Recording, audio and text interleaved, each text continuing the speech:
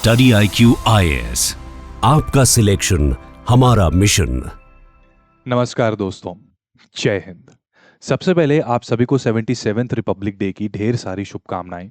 कल पूरे देश ने कर्तव्य पथ पर हमारी मिलिट्री स्ट्रेंथ और कल्चरल डाइवर्सिटी को देखा। आई होप आपने भी वो पूरा प्रोग्राम एंजॉय किया होगा। हमारे स्टडी IQ पर वो लाइव स्ट्रीम भी हुआ था। लेकिन दोस्तों, क्या आपने कभी ये सोचा कि रिपब्लिक का एग्जैक्टली मतलब होता क्या है? रिपब्लिक का ना मतलब होता है कि सॉवरेनिटी बेसिकली। मतलब एक देश अपने फैसले खुद लेगा, कोई और उसके ऊपर थोपेगा नहीं। और आज की जो 21st सेंचुरी है, 21st सेंचुरी में कोई भी देश तब तक पूरी तरह सॉवरन नहीं हो सकता जब तक उसके पास अपनी एनर्जी सॉवरेनिटी ना हो। जब तक हम अपनी एनर्जी के लिए दूसरे देशों के ऊपर डिपेंडेंट रहेंगे, तब तक हमारी आजादी इट इज इनकम्प्लीट। और इसी डायरेक्शन में हमारी सरकार ने, भारत सरकार ने एक बहुत बड़ा स्टेप लिया है, जो शायद हेडलाइंस में जितना आना चाहिए था उतना ये डिस्कस नहीं हुआ। बट ये आने वाले टाइम में इंडिया की पूरी तरह से तकदीर, पूरी तरह से हमारा जो फॉर्चून है वो बदलने वाला है। मैं बात कर रहा हूं शांति बिल की। आई एम वेरी श्योर अगर आप एक्सप्रेस फॉलो कर रहे हो, इंडियन एक्सप्रेस सीरीज, तो ये सुना होगा नाम आपने। जिसे अभी ये जो बिल है ना, इसको पार्लियामेंट ने ना 20 दिसंबर 2025 को पास करके, मतलब प्रेसिडेंट साहिबा की मंजूरी मिल गई 20 दिसंबर को। और शांति का मतलब है sustainable harnessing and advancement of nuclear energy for transforming India, और ये अब एक्ट बन चुका है। ये जो शांति कानून है, ये सिर्फ एक कागज का टुकड़ा नहीं है। ये भारत के न्यूक्लियर सेक्टर का 1991 मोमेंट है। जैसे 1991 में अगर आपको याद हो तो हमारी इकोनॉमी लिबरलाइज हुई थी, राइट? तो उसी प्रकार से भारत का जो न्यूक्लियर सेक्टर है, अब ये खुल चुका है। ठीक है। अब आप ये पूछेंगे कि सर, अचानक अभी क्यों खुला? हम तो रीन्यूएबल एनर्जी में तो ऑलरेडी बेटर कर ही रहे हैं। सोलर और विंड एनर्जी में भारत बहुत आगे है, अच्छा खासा प्रोडक्शन कर रहा है। तो दोस्तों, एनर्जी सेक्टर का ये जो पूरा खेल है ना, ये पूरी तरह से अब चेंज हो चुका है। ये आप भी जानते हो। And tell me if you agree with me, हम AI के एरा में एंटर कर चुके हैं। आप ये जो चैट GPT या जेमिनाई का यूज करते हो ना, इनको, इन लार्ज लैंग्वेज मॉडल्स को फंक्शनल बनाने के लिए हमें बहुत सारा डाटा इनके सिस्टम्स में फीड करना पड़ता है। तभी ये डाटा होता है इनके पास, तभी ये सारे AI मॉडल्स हमारे प्रॉम्प्ट्स का आशाजनक रिस्पॉन्स दे पाते हैं। और इस डाटा को इन सिस्टम्स में फीड करने के लिए हमें बहुत सारे, बहुत बड़े डाटा सेंटर्स का इस्तेमाल करना पड़ता है। अब आप पूछोगे कि ये डाटा सेंटर्स क्या चीज़ है? तो डाटा सेंटर को अगर आपने समझना है ना, तो आप इसको ना एक बहुत बड़े, बहुत जायंट हार्ड डिस्क या फिर बहुत बड़े सर्वर रूम की तरह इमेजिन करने की कोशिश करो। जिस तरह से जब आप कंप्यूटर के ऊपर काम करते हो, और काम करने से आपका कंप्यूटर हीट अप होता है, उसका फैन ऑन होता है, ठीक है, उसको ठंडा करना पड़ता है, राइट, ताकि वो बर्न ना हो जाए, आपकी हार्ड डिस्क ना जल जाए। ठीक उसी प्रकार से हमें डेटा सेंटर्स को भी ठंडा रखने के लिए बहुत सारी इलेक्ट्रिसिटी की जरूरत पड़ती है। ठीक है, इनके अंदर AI का सारा डाटा रहता है, वो यूज होता है। ठीक है, इनमें हीट जनरेट होती है और उसको ठंडा करना पड़ता है, उसके लिए इलेक्ट्रिसिटी चाहिए। और इनके लिए नॉर्मल इलेक्ट्रिसिटी नहीं, इनको 24/7 अनइंटरप्टेड पावर की जरूरत पड़ती है। अब एक ऐसे समय पर जब पूरी दुनिया वातावरण से कार्बन एमिशंस को रिड्यूस करना चाहती है, to keep the climate change under control, तो हम लोग कोल बेस्ड इलेक्ट्रिसिटी को यूज नहीं कर सकते। कोल जो है ना, ये कंटिन्यूअस इलेक्ट्रिसिटी तो दे देता है, लेकिन बहुत सारा कार्बन अमाउंट, कार्बन एमिशंस, ये भी जनरेट होते हैं और वो वातावरण में रिलीज होते हैं। और रीन्यूएबल इलेक्ट्रिसिटी की अपनी दिक्कतें हैं। फॉर एग्जांपल, सोलर एनर्जी क्या रात में काम करती है? नहीं करती। विंड टरबाइन मूव करवाने के लिए जो हवा चाहिए, क्या वो हमेशा ब्लो करेगी? नहीं। तो फू फू करके थोड़ी ना उसको ब्लो करोगे, आप विंड टरबाइन घुमाओगे। बट ये डाटा सेंटर्स जो हैं, ये किसकी सुनेंगे? ये तो, इनको तो कंटिन्यूअस पावर चाहिए।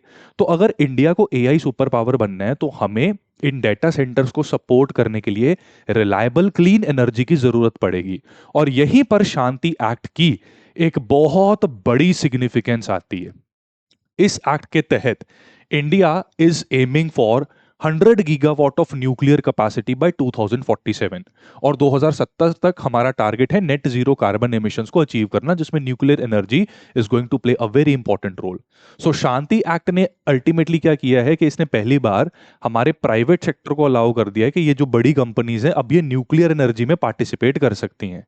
और इनका जो फोकस है, राइट, ये फोकस सिर्फ बड़े बड़े प्लांट्स के ऊपर नहीं रहेगा। इन प्राइवेट कंपनीज का एक बहुत बड़ा फोकस रहेगा एक ऐसी न्यू टेक्नोलॉजी पर, जिसको क्या कहते हैं, जिसे कहते हैं स्मॉल मॉड्यूलर रिएक्टर्स।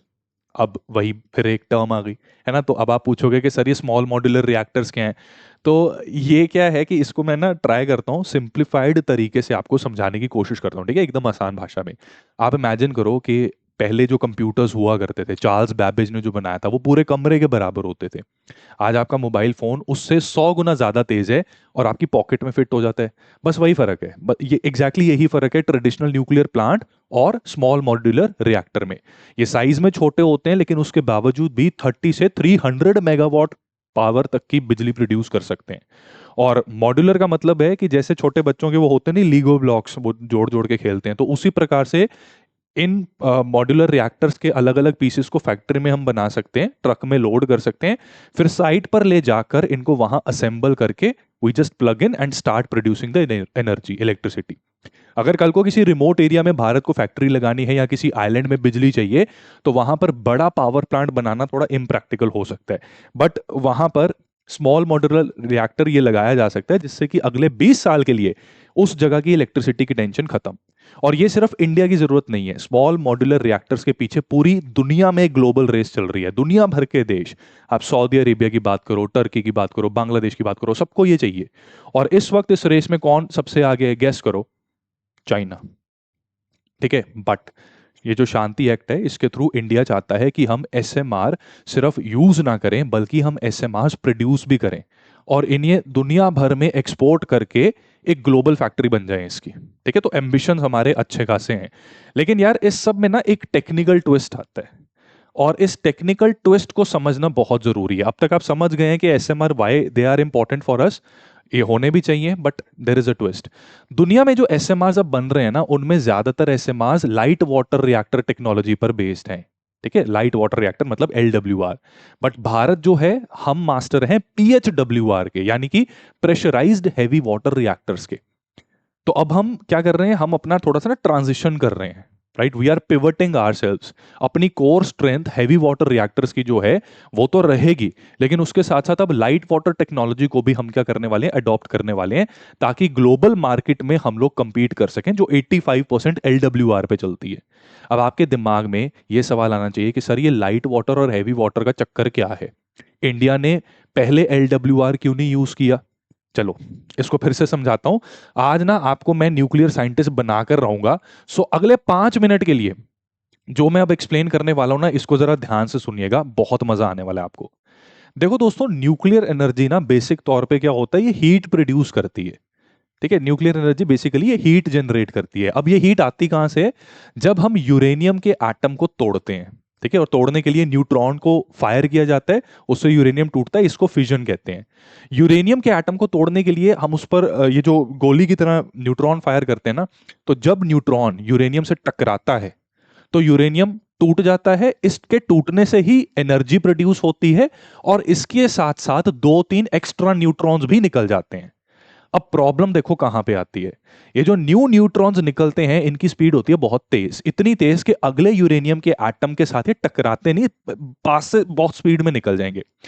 बट अगर हमने एक चेन रिएक्शन को सस्टेन करना है तो हमें चाहिए कि न्यूट्रॉन्स की स्पीड थोड़ी सी स्लो हो, ताकि अगले यूरेनियम एटम के साथ भी टकराकर ये एक चेन रिएक्शन प्रोड्यूस करके ढेर सारी एनर्जी निकाले।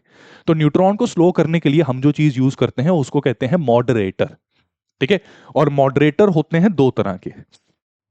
ठीक है, मॉडरेटर दो तरह के होते हैं और यहीं पर हैवी वाटर लाइट वाटर का फर्क आ जाता है। सबसे पहले मैं आपको लाइट वाटर रिएक्टर समझाता हूं। इसमें हम ना नॉर्मल पानी, ये जो आप पीते हो ना H2O, इसको यूज करते हैं न्यूट्रॉन्स को स्लो करने के लिए। तो नॉर्मल पानी क्या करता है, न्यूट्रॉन्स को तो स्लो करता है, लेकिन इसकी एक बुरी आदत है कि ये ना न्यूट्रॉन्स को कंज्यूम भी कर लेता है। मतलब अगर 2-3 न्यूट्रॉन्स बने हैं तो उसमें से थोड़े से न्यूट्रॉन्स से खुद कंज्यूम कर लेगा, एब्जॉर्ब कर लेगा। ठीक है, क्योंकि पानी न्यूट्रॉन्स को खा जाता है। तो इस वजह से हमें एक ऐसा यूरेनियम चाहिए जिसमें फिजाइल मटेरियल यानी कि U-238 के साथ साथ U-235 भी ज्यादा हो, और इसी को क्या कहते हैं, एनरिच्ड यूरेनियम। अब भारत के पास स्टार्टिंग में एनरिच्ड यूरेनियम बनाने की टेक्नोलॉजी नहीं थी और दुनिया ने हमें दी नहीं। हमारे साथ ये पार्शियलिटी हमेशा से हुई है। अब इसी वजह से हम प्रेशराइज्ड हैवी वाटर रिएक्टर की तरफ गए। ठीक है, अब दुनिया तो एनरिच्ड यूरेनियम दे नहीं रही, तो हम क्या करें, पीएचडब्ल्यूआर यूज करेंगे। अब यहां पर पानी मतलब D2O यूज करते हैं, होता ये पानी है बट फर्क इसमें ये रहता है कि जो हाइड्रोजन का एटम है वो प्रोटियम ना होके ये डी होता है, ये ड्यूटेरियम नाम का आइसोटोप होता है। तो हैवी वाटर की खास बात ये है कि ये न्यूट्रॉन्स को स्लो तो करता है बट उन्हें कंज्यूम नहीं करता। इसकी वजह से अगर हमारा यूरेनियम एनरिच्ड नहीं भी है तब भी हमारा काम बन जाएगा। तो हम जो नेचुरल यूरेनियम यूज करते हैं जो जमीन से सीधा निकाला है बिना एनरिचमेंट के, we can use such uranium directly in these reactors. उसको एनरिच करने की जरूरत नहीं पड़ती। तो दुनिया तुम मत दो हमें यूरेनियम, हम कर लेंगे जुगाड़ अपना। ठीक है, तो सिंपल लैंग्वेज में क्या है, LWR ना अमीरों का रिएक्टर है जिसमें फ्यूल महंगा है लेकिन ये रिएक्टर बनाना काफी सस्ता है। और PHWR ये इंडिया की नीड्स के हिसाब से, जहां पर फ्यूल सस्ता है natural uranium but reactor actually complex है। तो इंडिया ने अपनी जरूरतों के हिसाब से PHWR को चुना और इसमें हमने महारत हासिल कर ली है। ठीक है, क्योंकि दुनिया तो एनरिच्ड यूरेनियम दे नहीं रही थी। बट दोस्तों इंडिया का विजन, ठीक है, इंडिया का देखो विजन समझो। हमारा विजन सिर्फ बिजली बनाना नहीं है शॉर्ट टर्म के लिए, हमारा विजन है फ्यूचर के लिए भी हम फ्यूल तैयार कर दें कि किसी के आगे हाथ ना फैलाने पड़े। तो यहीं पर आता है डॉक्टर होमी जे भाभा का लेजेंडरी 3 स्टेज न्यूक्लियर प्रोग्राम की सिग्निफिकेंस। ये प्रोग्राम ना एक रिले रेस की तरह था जहां एक स्टेज का जो कचरा है, वेस्ट है, बाय प्रोडक्ट है, वो दूसरी स्टेज का फ्यूल बन जाता था। पहली स्टेज इसमें क्या है, प्रेशराइज्ड हैवी वाटर रिएक्टर की। ठीक है, ये क्या होता है कि हम नेचुरल यूरेनियम जिसमें U238 U235 का मिक्सचर इसको बर्न करते हैं, यानी न्यूट्रॉन्स इसको हिट करते हैं।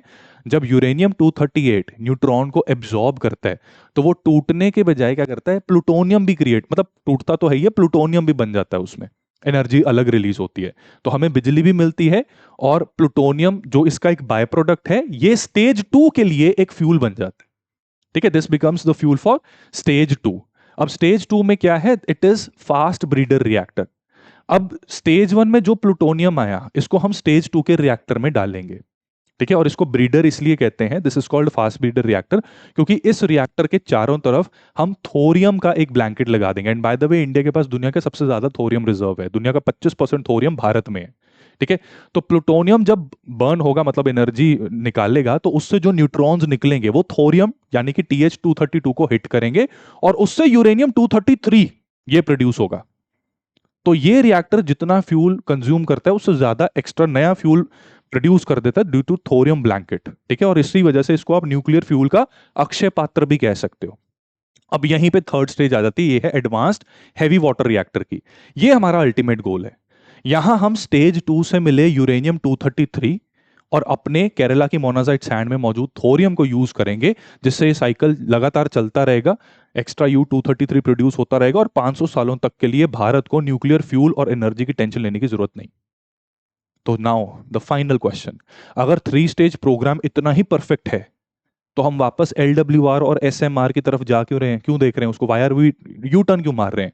क्योंकि 3 स्टेज प्रोग्राम ना स्लो प्रोसेस है, देखने में लगता है बड़ा क्विकली बट स्लो है। प्लूटोनियम इकट्ठा करना इज नॉट इजी और हम वेट नहीं कर सकते यार, वी कैन नॉट वेट।